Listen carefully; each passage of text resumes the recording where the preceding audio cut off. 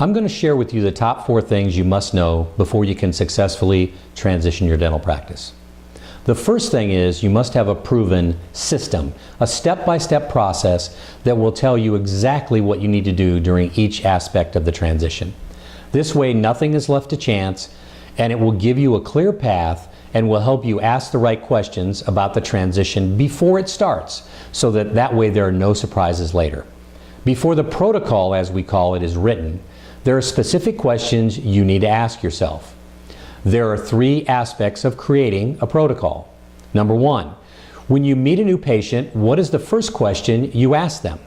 Well, it might be, where do you want your smile to be in 10 years? By asking this question, you are finding out viscerally how the patient feels about their teeth and how you can help them achieve their goal. In a transition, it's very similar. You must begin with the end in mind, so you need to decide what kind of transition you want. For example, will you transition and will you walk away?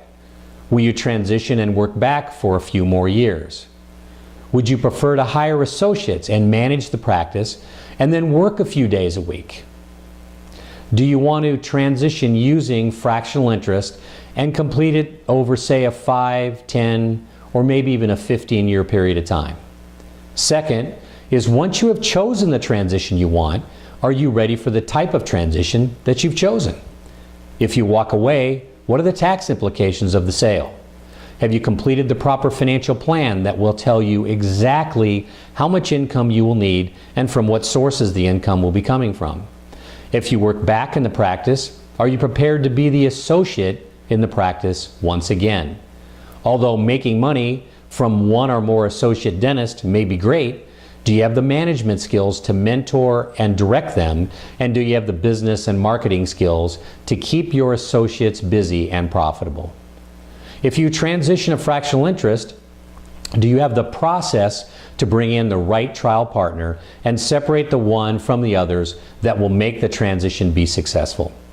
Each piece of the transition, from choosing the right transition for you, to selecting the right partner, determining the goals and objectives of the transition, developing office philosophy, or making sure your facility has the proper equipment to handle the transition, must have its own step-by-step process to ensure the transition will be successful. The third and final part is preparing is what I call positive power of negative preparation. You prepare by anticipating and writing down every possible question, concern, and objection that could be raised during the transition, and then formulate responses in advance before the process starts.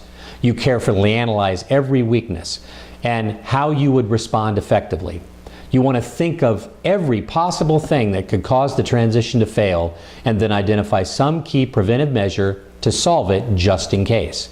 In other words, you have thoroughly prepared from a negative perspective. Most great coaches go into each game with more than one prepared game plan. They have a plan to follow if their team gets ahead early in the game. They have a different plan to follow if their team falls behind. They have alternative plans ready to use at a moment's notice with different combinations of players in case one key player is injured during that game. That's not negative thinking, that's the power of negative preparation at work. Coming up is the second thing you must know before you transition your dental practice, which is, how do you find the right qualified candidate for your transition? I hope this information helps, and thank you for watching.